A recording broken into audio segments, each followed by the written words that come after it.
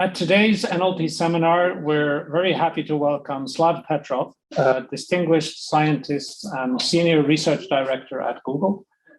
Slav has a very distinguished career in NLP, starting with groundbreaking work on syntactic parsing. We are many who remember the Berkeley parser, who for a long time was the state-of-the-art parser for constituency parsing for almost any language. Slav is also one of the founders of the Universal Dependencies Initiative, where we've had the pleasure of collaborating. At Google, Slav leads a globally distributed team working on natural language understanding and machine learning, which involves, among other things, training really large language models like the PaLM model, which was published earlier this year. And in his talk today, he will talk about natural language processing, something that we're all eager to find out more about. So please welcome Slav Petrov. Yeah, thanks for that kind intro, Joachim. As you were talking, I was trying to remember when we first met, and I think it was when I was a grad student, one of my first conference talks, I think 2007, NACO in Rochester. We had back-to-back talks on syntactic parsing. And then, yeah, it's been great crossing paths many times with you since then. I wish I could be in Sweden, but with two little kids and in a post-COVID world, I think the environmentally more friendly way to do these things is virtually. So as Joachim said, I used to work on syntax, and many of you are probably familiar with the classic NLP pipeline that we have had for decades, where we break up the problem of understanding language into individual modules that we can work on independently and then stitch together into a pipeline. And this has some nice advantages because it allows us to do divide and conquer. We can have different people focusing on different aspects of things, and then we put things together. It, of course, has the downside that errors propagate and cascade, and it's hard to recover from them. And sometimes you need sort of more holistic understanding of the structure of the sentence to decide what is happening locally. And so there's been a trend towards more end-to-end learning. And Joachim mentioned PaLM as an example. So this is something that we'll get back to at the end, but just to show what sort of the state of the art is to some extent, and from my biased perspective, for a question like the one above, Roger has five. So basically, we have a pre-trained model, and then we can give just the input above, a question-answer pair, and then ask a new question. So this is few-shot prompting with an explanation in blue. So the question is, Roger has 5 tennis balls. He buys 2 more cans of tennis balls. Each can has 3 tennis balls. How many tennis balls does he have now? Roger started with 5 balls. 2 cans of 3 tennis balls each is 6 tennis balls. 5 plus 6 is 11. The answer is 11. So this is basically the training data that we have. And then the question is, the cafeteria had 23 apples. If they used 20 to make lunch and bought 6 more, how many apples do they have? And then the model is able to produce this fluent, and actually in this case, factually correct answer of the cafeteria had 23 apples originally. They used 20 to make lunch. So they had 23 minus 20 equals 3. They bought 6 more apples. So they have 3 plus 6 equals 9. The answer is 9. So if I try to map this onto a pipeline system, I can envision how one might build a pipeline system. But given how errors propagate, it seems pretty daunting and close to impossible to expect something as correct and fluent. And so I think there is a paradigm shift happening, and it's important to consider the implications of that paradigm shift, and then to think about, okay, when it goes well, it's amazing. These explanations help us also perhaps trace back what the model was computing. At the same time, these are just strings. Then there's no formal guarantee. There's no logic behind these things. It could easily have said, so they had 23 minus 20 equals 5, because the model is just producing strings rather than using a calculator. And so a question that I have is, how can we benefit from these natural language expressions and models that operate in natural language without having to have abstract meaning representations, and at the same time control what the model does so that we can trust it over time more and more. And so this is why I ended up with this title of natural language processing, because I think sticking to language as the means to communicate, because we know that that's how humans communicate, and using language as the meaning representation when interacting with computer systems, I think is quite powerful. But I think there's lots of interesting research to be done to figure out how to do this correctly and safely. So what changed might be a question. And I'll give a few examples of how scale, I think, has played a role. So here is a plot over the last 30 years of archive submission statistics. And the interesting part, if you can see my cursor, is the orange part, CS. Computer science has exploded, both in terms of the relative percentage of papers. Now sort of 30% or so of papers are in computer science. And also just in terms of the absolute number, compared to a few years ago, like there's a lot more scientific output overall, but the computer science field has grown the most, at the expense relatively to high energy physics and some other parts of physics and mathematics. And so this kind of rapid rate of progress has really kind of destabilized some of the things that we do, because everybody's now worried about being scooped. New things come out all the time, and it's hard to stay up to date on the newest trends. And at the same time, it's an exciting evolution to see, I think, to witness how fast things are improving. And so another way to look at it is the scale of the models, and how over the last just 5 years or so, we have increased by multiple orders of magnitude. And we've gone from models with hundreds of millions of parameters to billions, and now to tens or hundreds of billions of parameters. And sort of a somewhat not serious comparison to the number of synapses in the brains of living organisms shows that we still have a way to go. I wouldn't want to draw a direct comparison between parameters and synapses, but and I think that there's also a very important distinction to be made, that these models that we have are typically fully activated and dense models, while the brains in nature tend to be sparsely activated and much more energy efficient. And so I think there's lots of work to be done in the sparsity, sparse architecture space. But I think it's also interesting to compare sometimes. And another way to look at it is to look at the quality of the predictions that these models can make. And so here we have a slightly unusual plot. On the vertical axis, you see the delta in blue score, so machine translation quality relative to a baseline. How much does it improve?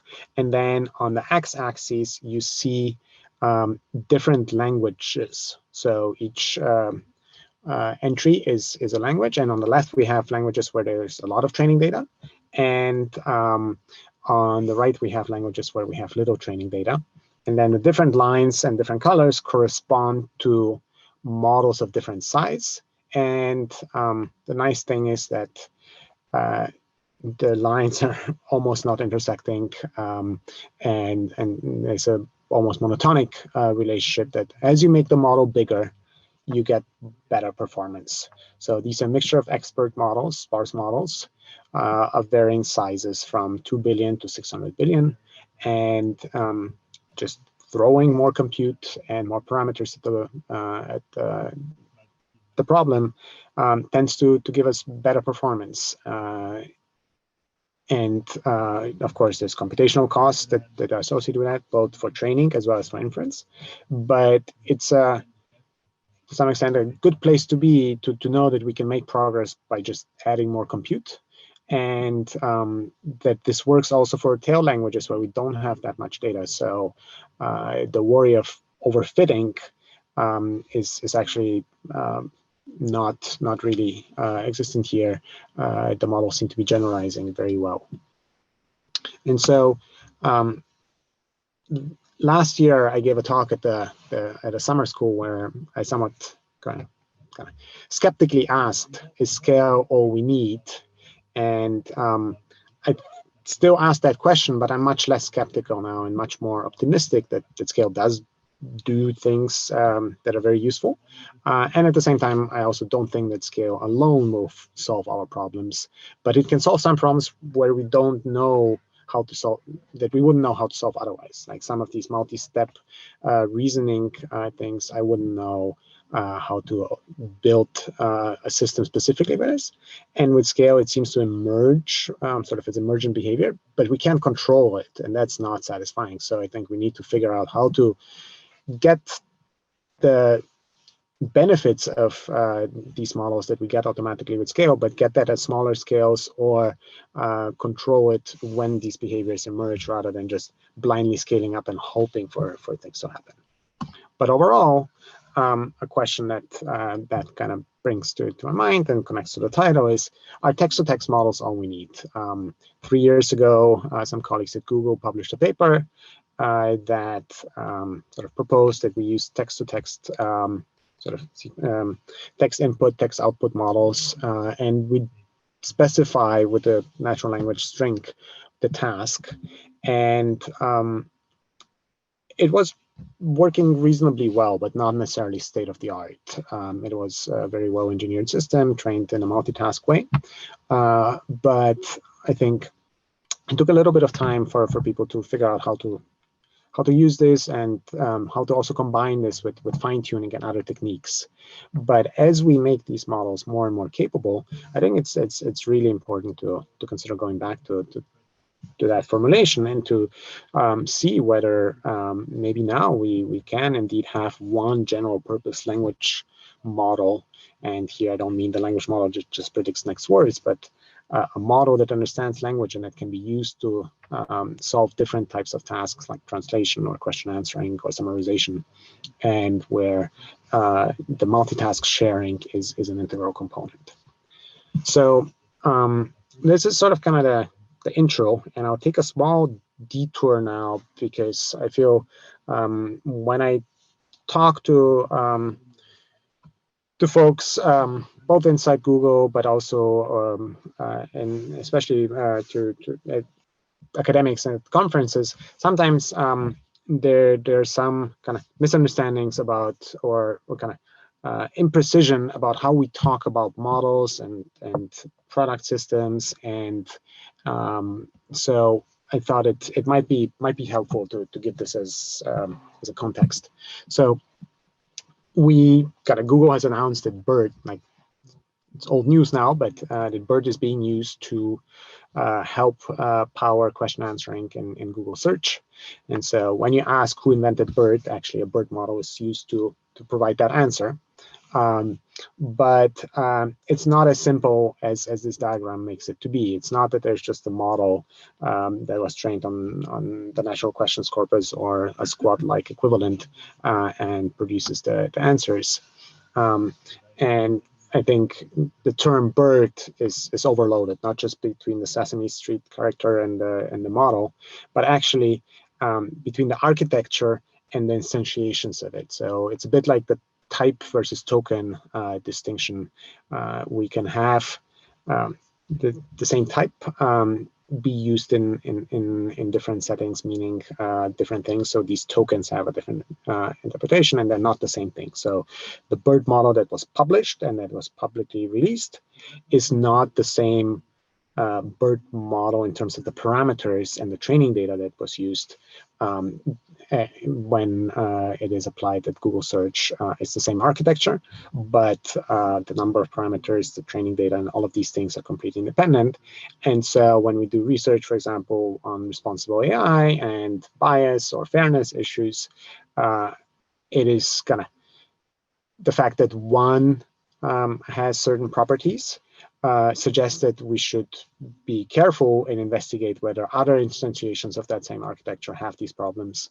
But we can't equate the two necessarily, because a lot of it depends on the actual data that was used. And if the data was had certain properties, it will affect the model.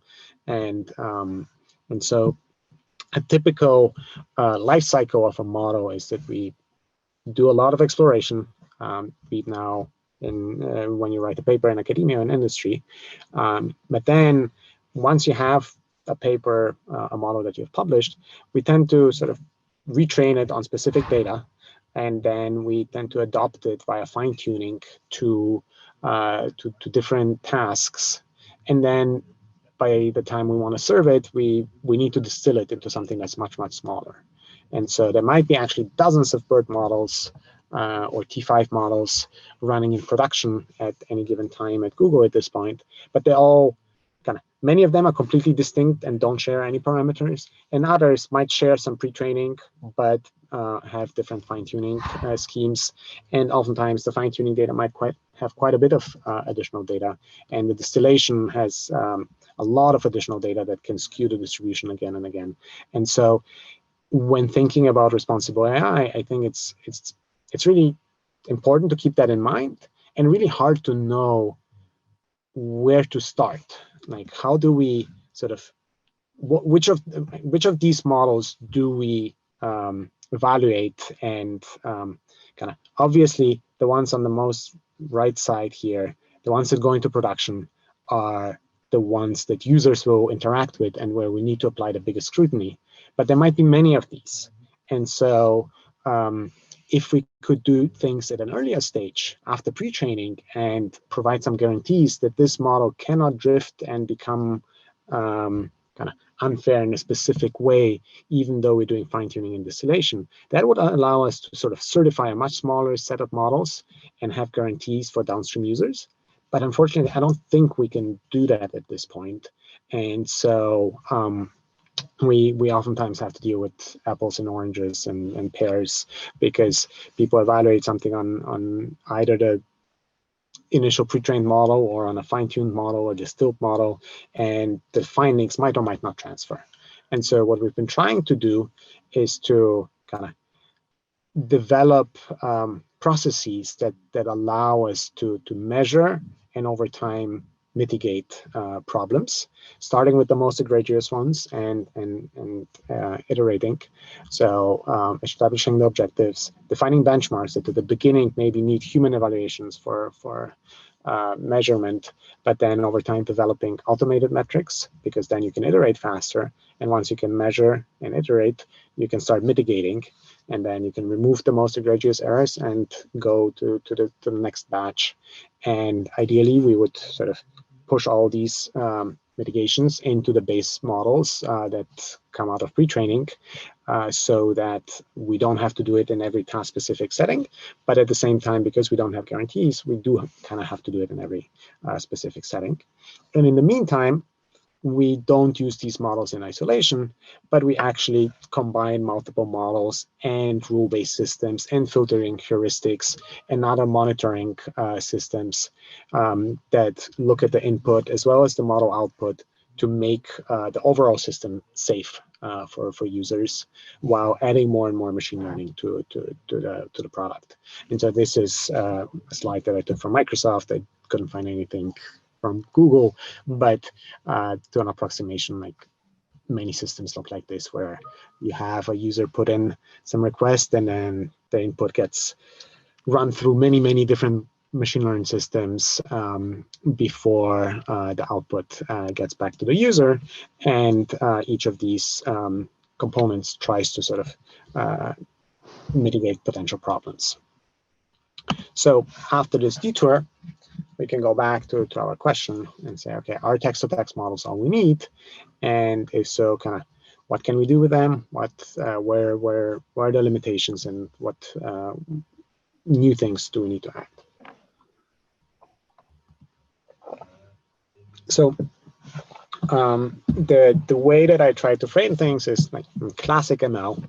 We have functions F that map natural language strings as X into oftentimes a symbolic output Y. It doesn't have to be symbolic. It could also be natural language. But to stick to the syntactic parsing example that Yaki mentioned, the output could be here parse tree.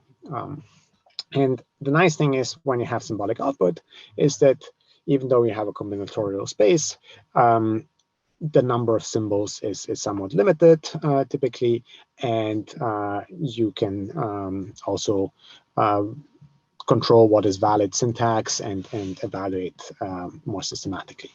Now, if we have a natural language API where we have string to string as the predominant form of expressing things, and the Ys are always in natural language, it becomes a lot harder to evaluate the Ys because there are multiple ways to say the same thing. So there are multiple Ys that have the same semantics and should receive the same score, but it's quite hard to know how to find these equivalence classes. And so machine translation, summarization have had this problem for a long time, and we've been using heuristic metrics like BLEU and WOOSH to deterministically compute a quality measure, even though we know that for comparison across systems, sometimes these metrics are quite noisy because they are deterministic, and human evals are a better way to evaluate the systems. So over the last few years, I would say there's been a trend towards learned metrics, starting from the natural language generation sub area, but I think spreading more broadly, also machine translation and other places. And it comes from this observation that heuristic deterministic metrics are just not fine-grained enough anymore. And there are many aspects of a generation system that need to be evaluated. The fluency, the factuality, perhaps depending on the context, the style, and other aspects. And so doing this all with human ratings is the best way, but it's very expensive. And so people have proposed to use machine learning.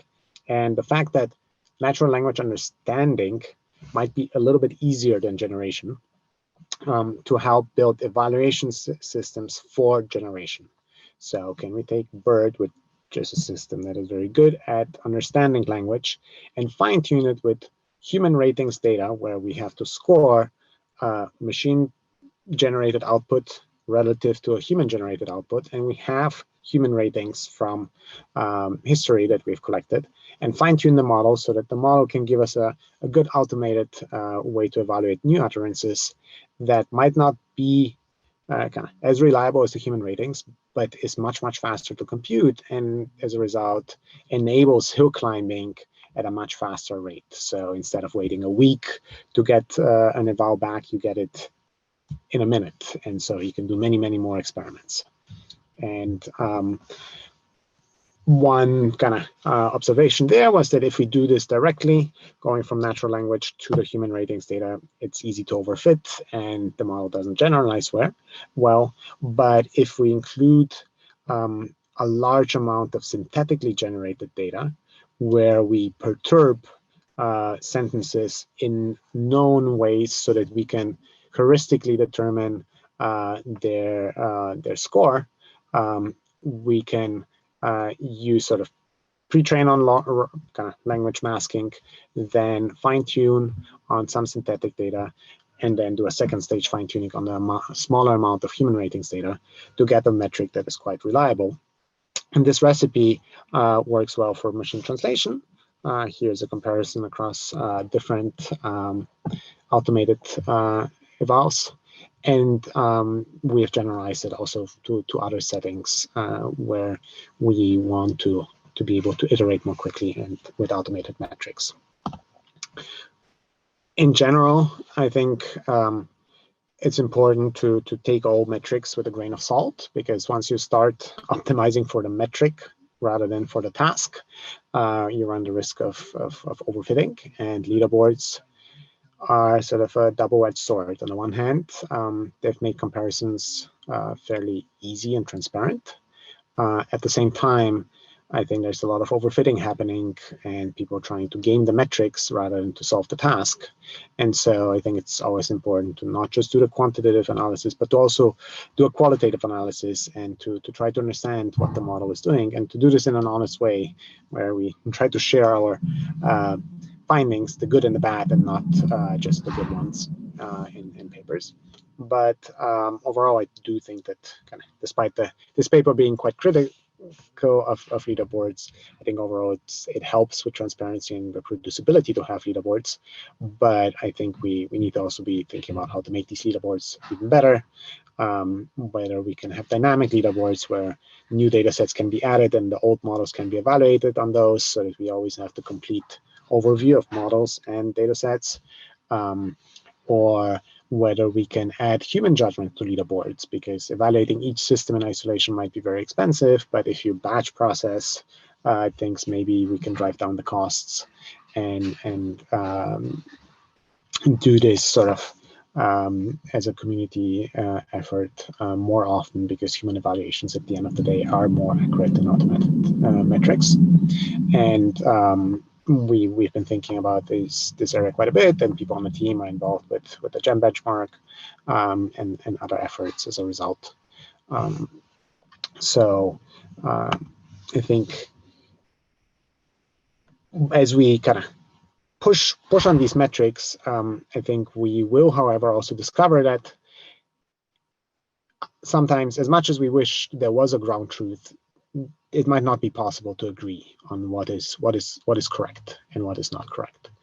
Here is a cartoon that I found about, is this a 6 or a 9? Well, it depends on your perspective. And you might say, okay, well, but this is sort of a contrived example. To give you a real example that we saw in the data when we were creating a question answering data set, the natural questions data set a few years ago, there was a question or a query that was issued. Who was the first to see Earth from outer space? And the relevant Wikipedia page that we had surfaced and that we thought might contain the answer was the page about Yuri Gagarin, who was the first man in outer space. And we got 5 ratings, and they were split. And so we said, okay, well, let's get 25 ratings. And there was still a bimodal distribution. So we were wondering, how is that? And we started looking a bit more closely at that specific question and answer pair, but also at others. And we noticed that it depends a little bit on how much inference you want to do. So when somebody is said to have been the first person in outer space, many people say, okay, well, that person was the first person to see Earth from outer space. Clearly, there was nobody before them. However, others said, well, they were in outer space, but did the rocket have a window? Did he look out of that window? Was it facing the right way? And could he see Earth? From the passage and the Wikipedia page about Yuri Gagarin, it was not possible to conclude without doubt that he did see the Earth. And so basically people said, okay, if I'm in court and I have to testify that this thing happened, I can't remove doubt that it didn't happen. On the web, you can find other evidence that from interviews about how he talks about seeing Earth from outer space and how moving it was. So we know what the answer is. But that specific piece of evidence was not available in the Wikipedia page that was provided as a reference. And so I think it's going to be very hard to build models that just produce strings that we can trust, because pretty much everything nowadays is contested, either because of misinformation and malicious actors, or just because the world is complex and there are different opinions about health and what is healthy or not healthy, and so on and so forth. And so I think instead of trying to get models that produce ground truth and that we can trust blindly, I think it might be more fruitful to consider building models that provide attribution. And what I mean by that is models that provide a reference for the strings that they produce, and where a user can look at the reference and say, okay, what the model said is supported by this source.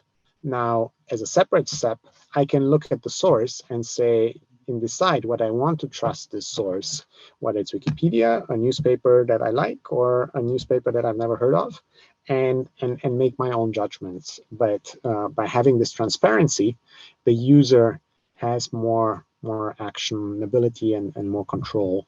While if we have only the why, it's very hard for humans to verify it. And so we released earlier this year a paper on arXiv, trying to formalize this intuition about attribution and what it means for something to be attributable. Instead of reading the full definition here, I'll give you an example. So it boils down to a rule of thumb that we call the according to test. So how old was George Harrison when Wonderwall music was released is the question. And there's a passage and P1 and a statement made by a model. George Harrison was 25 years old when his album Wonderwall Music was released. And now the question for AIS and the raters is, can we, looking at the statement 1 and P1, say that S1 is attributable P1 to P1? And what that would mean is, because according to P1, George Harrison was 25 years old when his album Wonderwall Music was released, is correct. In this case, we would need to do some math and figure out, okay, he was born in 43. In November 68, he was 25 years old, so the statement is correct. And we propose to do this with human judgments, but following up on the work from Blurred, colleagues at Google have also extended this to see whether we can collect some human judgments and then train automated systems with round trip consistency for filtering to ensure that we have a reliable automated metric that correlates well and that can be used for hill climbing. And this paper is called Q squared. I forgot to include the link here, but I think this idea of having human judgments and a paired automated metric is something that we've been pursuing in this context as well. So as we saw in the previous example, sometimes some reasoning is needed, like arithmetic. And it's sometimes sort of, depending on how you look at it, either like just amazing and impressive how well the math works that these models can do, despite not having access to an explicit calculator and treating inputs as strings. So here we see kind of different types of arithmetic, two-digit addition, subtraction, 3, 4. And we see how kind of as you increase the model size, and this is with GPT-3, you get the model to be more or less able to do addition without having been explicitly taught the laws of arithmetic. And on the right, we see kind of the more pessimistic view that because it doesn't know the law of arithmetic, it doesn't know that you can permute arguments, and for addition, the result shouldn't change. And so it's kind of guessing the answer. And an alternative could be to have models that can use tools. And so one such tool could be calculators. And we had a paper a few years ago. There's been some follow-on work from other groups as well, but not as much as I would have hoped or expected. And I think it's interesting to investigate whether we can endow models with an explicit sort of option to call an external API, like a calculator, markup spans, feed that to the API, and then use the result in the output rather than producing its output in one shot. And so one other thing that we've been looking at recently is the problem of referential expressions and referential equalities. Back in the day, we would have done this with coreference resolution. Now we've been looking at it from the natural language sort of API angle. How can we do this in just while using language as the only means? And this is a question that I think is still broken on Google.com. Ben Gomes is an early Google employee. He used to lead Google search. Now he's focused on education. And when you ask how old is Ben Gomes, Google would say 77 years old. And this was extracted from a passage where Ben Gomes was demoing Google search, and demoed a question asking about the president of India, and the age of the president of India is 77 years old, not Ben Gomes's age. And so here, our systems didn't get the referential expression right. They were fooled by proximity and correlation and did not understand the discourse. And so this happens also in other cases where, for example, the question, how many kids does Kamala Harris have, leads to the page of the family of Kamala Harris on Wikipedia, which is a relevant source. And there is a passage that sounds very promising. Harris and her husband, Nicholas Agaju, have 2 daughters. However, this passage, when you look further up, is about Mina Harris, who is the niece of Kamala Harris. And so we did not get that reference correct, and we just assumed Harris. It's on the page of Kamala Harris, so by default, this is probably Kamala Harris. And the prior is high, but if we want to really kind of build systems that are trustworthy, we need to get these references right. And so one way that we've been thinking about this is to try to decontextualize sentences. So make a sentence stand on its own. So resolve any ambiguous references, be it pronouns or names or titles, and produce a modified sentence where those ambiguous terms have been replaced with something that is unambiguous, so that the sentence can be shown in isolation while conveying the meaning of the original sentence given its context. And so this can then be formulated as a text-to-text some kind of rewriting problem that models like T5 are actually impressively good at solving. And an extension of that is to apply this to the context of question answering, where sometimes or oftentimes we have seen that models don't really understand the question passage relation, but are sticking to surface heuristics. And especially with Squad, we have seen papers showing that you can add a meaningless sentence and decoy sentence and change the predictions of the model. But even with more robust systems that are trained on more and higher quality data, these problems do occur. And so here we are trying to decompose the question answering problem into several steps that involve rewriting and a chain of sort of trivial equalities that can be verified to ensure that the passage does indeed answer the question, rather than just having a few terms that overlap with the question, but perhaps not in the right relation to each other. And such a system can then be used to sort of for debugging purposes. It can be used to increase, to compute confidence scores for when to show an answer or not. It is probably not the right thing to show to a user because it's going to be confusing. But for developers, it can be a very useful tool. And so this idea of decomposing a bigger problem into smaller problems was what motivated the pipelined approach. But I think nowadays, in a text-to-text world, there are a couple of other ways we can try to integrate language. And so one example that I wanted to talk about is explanations, which can be some side information that helps us understand how X and Y relate to each other. So if you think about explaining how a function of some sort works to a human, you wouldn't just give them 10,000 examples and ask them to generalize from that. You'd probably tell your friend or your child, here are 3 examples. And by the way you go from X to Y is through this relation or through this computation. And so these task descriptions or explanations, I think, can be quite very valuable because they provide declarative knowledge that is very hard to extract from examples.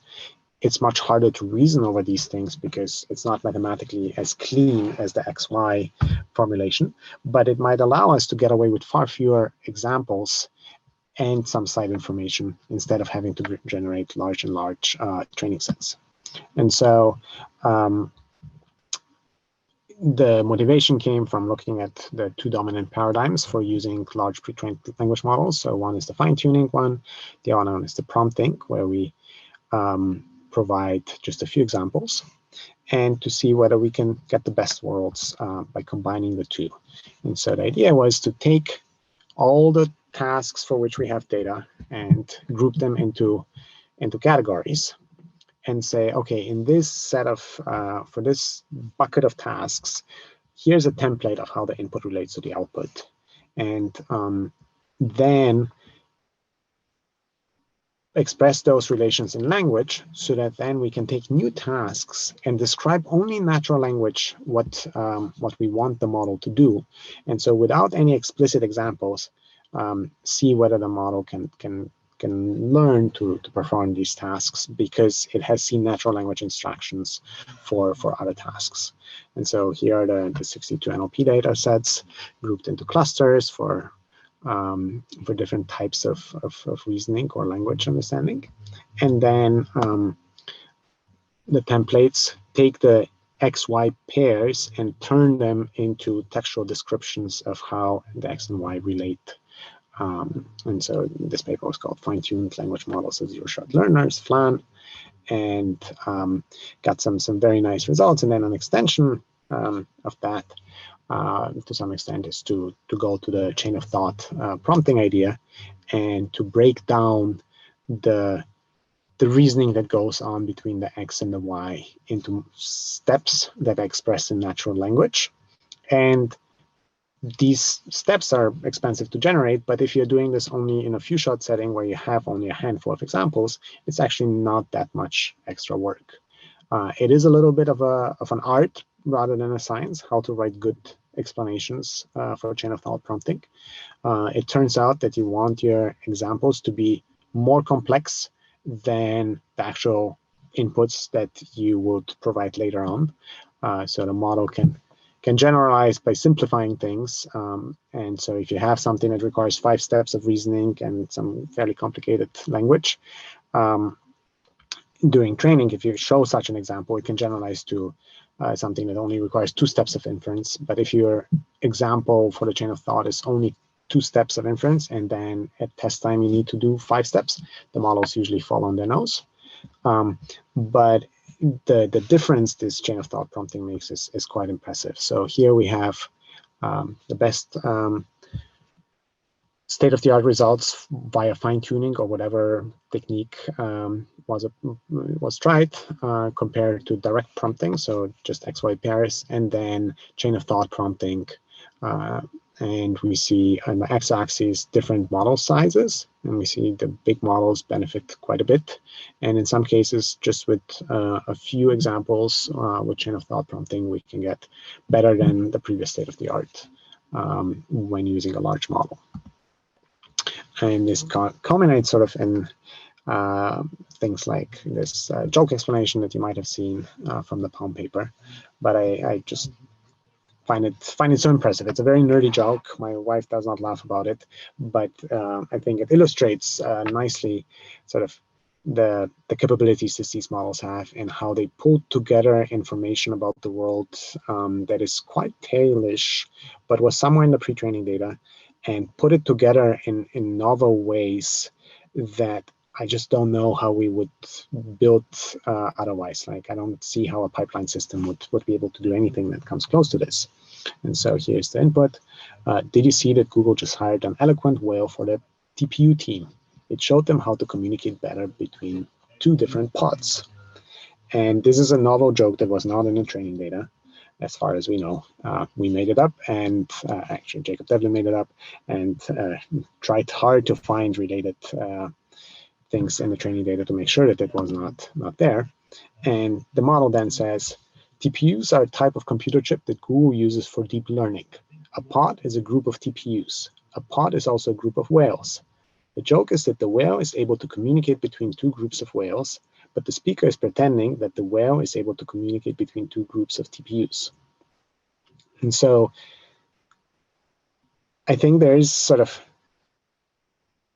they should be taken with a grain of salt in the sense that jokes might be sort of a sweet spot for these explanations, because there are probably quite a few joke explanations out on the web, and jokes are short, and probably there are maybe a set of 15, 20, call it 50 templates for jokes, like kind of sarcasm, word puns, a few other things.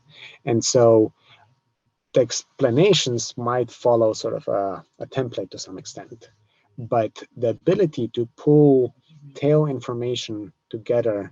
There were jokes about sort of pop culture that as somebody who, like, I didn't grow up in the US, I didn't get, but the model knew about lots of different kind of things in the world in ways that probably few humans do, because it has read, has been pre-trained on 700 billion tokens, more than we will ever read in our lifetimes. And putting that all together in novel ways, I think is really impressive, and makes me excited about what we'll be able to do with these models in the future. Of course, we don't fully understand how they work, so we also have work on trying to shed a bit more light on that. There's a tool that we have released externally as open source tool. It's integrated with T5 and allows you to visualize and do some counterfactual analysis, see how decision boundaries change or predictions change when the input is perturbed. It's called the language interpretability tool. I encourage you to take a look. And we're adding functionality there and trying to better understand what can be done. How can we trace back predictions to inputs or to the training data to see what are the most salient aspects of an input. And in general, I think we're striving to build more trustworthy NLP systems. And at the same time, I think we need to recognize that the models that we're learning, the machine learned, they will never be perfect. And so how can we build trustworthy systems out of untrustworthy components? I showed this messy diagram with many checks and balances to ensure that nothing bad happens. But with that complexity, things become also hard to understand. And so I think what my team has been trying to do is to think about policies that we can measure and enforce and control, and then stick to an end-to-end learning paradigm, because that gives the best quality, but at the same time try to provide insight into what is happening, can prove of the work. Can we show attribution for the generated text? Can we use tools and explain how the mathematical reasoning worked rather than just producing the answer? And in general, shed more light explanations and provide explanations along with the predictions, so that the user can trace back and see, no, this step went wrong, so the result is not trustworthy, but I see sort of now the pattern and I can complete it myself. And thereby sort of manage expectations and help the users understand to what level the system is robust and where there might be robustness or fairness issues to watch out for. And here users are both engineers who are trying to use these things in products, but also downstream users, external users who are using the product, because relying on a computer system to be perfect is probably not a good choice in the times we live, where there are lots of malicious actors that will spread misinformation, and we need to be always applying critical thinking to whatever we find on the web. And then one final parting thought is that the technology is amazing, especially when it comes to language. It's very easy to apply human attributes to the models, and I probably use some expressions that I shouldn't have, but I try to watch out as much as I can to not anthropomorphize the technology, and to not pretend that these systems are thinking, or that they have feelings or things like that, because at the end of the day, they're just modeling correlations, and they don't even know much about causation, and can be easily fooled. So it's good to keep that in mind. So thank you for your attention. This was a quick tour about a lot of work happening at Google Research done by many of my colleagues, and I tried to provide references to their papers. I'm not a co-author on most of them.